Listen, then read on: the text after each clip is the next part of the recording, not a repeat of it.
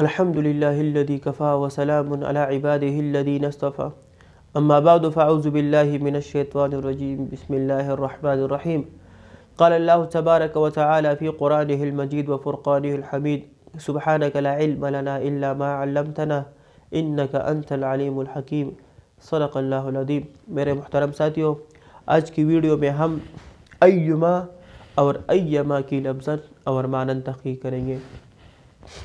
تو ایما کی معناً تحقیق یہ ہے، جب ہم کسی فعل کے اندر مبالغہ والا معنی پیدا کرتے ہیں تو وہاں پہ ہم ایما لائیں گے، یعنی ایما کے ذریعے فعل کے اندر مبالغہ والا معنی پیدا کیا جاتا ہے۔ مثلا ہم اردو میں کہتے ہیں کہ آج میں نے بہت زیادہ کھانا کھایا، یا اس آدمی کو میں نے بہت زیادہ مارا، آج میں نے بہت زیادہ مطالعہ کیا۔ تو اردو اسلوب کے اندر ہم بہت زیادہ اس لفظ کے ذریعے، بہت زیادہ لفظ کے ذریعے فعل کے اندر مبالغہ والا معنی پیدا کرتے ہیں، لیکن عربی اسلوب کے اندر ایما کے ذریعے فعل کے اندر مبالغہ والا معنی پیدا کیا جاتا ہے۔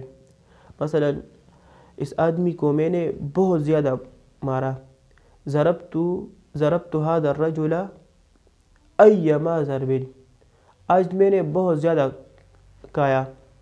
اکلت اليوم ایما اکل، آج میں نے بہت زیادہ مطالعہ کیا۔ طالعت اليوم ایما مطالعۃ، استفدت من هذا المعلم ایما انتفاع۔ تو ایما کے ذریعے فعل کے اندر مبالغہ والا معنی پیدا کیا جاتا ہے۔ اس کی مثال ازعجنی هذا الطالب ایما ازعاج، اس طالب نے مجھے بہت زیادہ تنگ کیا ہے۔ تو ایما نے اس ازعجنی، اس تنگ کرنے میں مبالغہ والا معنی پیدا کیا ہے، یعنی بہت زیادہ اس نے مجھے تنگ کیا ہے۔ اور اس کی لفظی تحقیق یہ ہے کہ ایما، یہ منصوب ہوگا، ایما اس میں زائدہ ہے، لیکن اس ایما کے بعد ہم ما قبل فعل کے مصدر کو ذکر کریں گے مجرور، یہ ایما اس کے لیے مضاف بنے گا، اور یہ مصدر ما قبل فعل والی یہ اس کے لیے مضاف الیہ بنے گا۔ مثلا یہاں پہ ازعجنی، یہاں پہ فعل ازعج ہے تو اس کا مصدر ازعاج ہے، تو یہاں پہ ہم ایما کے بعد مجرور ذکر کریں گے، اس کے ایما کے لیے مضاف الیہ بنے گا۔ اگر اس کی جگہ ضربہ ہو، یعنی ضربت هذا الرجل ایما ضرب، تو ایما کے بعد ہم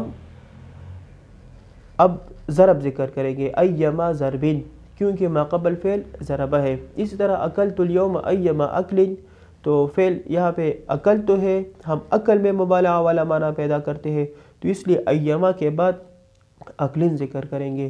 مثلا انتفعت من هذا المعلم ایما انتفاع، تو یہاں پہ فعل انتفاع ہے، انتفعت، تو انتفاع میں ہم مبالغہ والا معنی پیدا کرتے ہیں، تو ایما کے بعد ہم انتفاع ذکر کریں، ایما انتفاع، یعنی جس فعل کے اندر آپ مبالغہ والا معنی پیدا کرتے ہیں تو اس فعل سے مصدر نکال کر ایما کے بعد ذکر کریں مجرور، ایما کے لیے مضاف الیہ بنا کر، یعنی ایما مضاف بنے گا اور وہ مصدر اس کے لیے مضاف الیہ بنے گا۔ تو یہ اس کی لفظ تحقیق ہے۔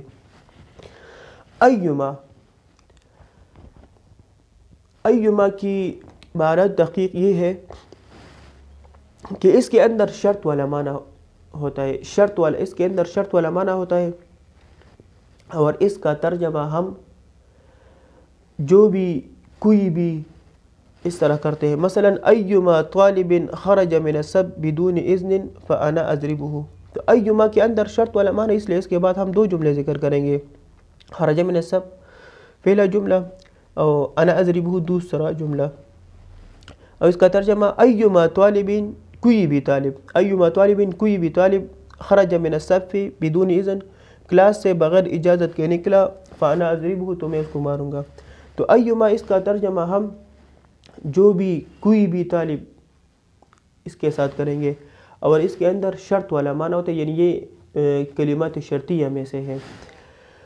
اور اس کی لفظی تحقیق یہ ہے کہ ایما، یہ تو کلمہ شرطیہ ہے، اس کے بعد ایما زائدہ ہے، اور اس ایما کے بعد ہم نکرہ ذکر کریں گے مجرور، اس ایما کے لیے مضاف الیہ بنے گا، ایما طالبین، یعنی اب ایما جب کسی اسلوب کے اندر استعمال کرنا چاہتے ہیں تو ایما کے بعد نکرہ ذکر کریں گے اور اس کو مجرور بنائیں گے.